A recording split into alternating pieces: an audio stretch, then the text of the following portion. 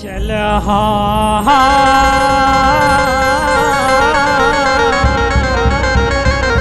अच्छा चल हाँ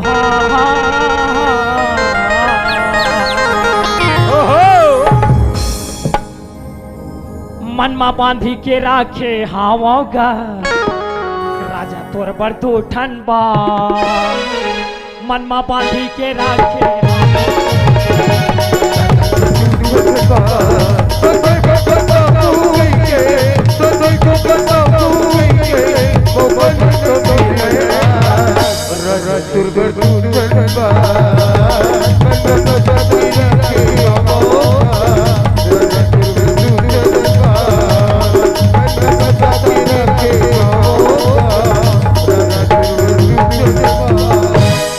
कोई एक आदमी बात रखे हरे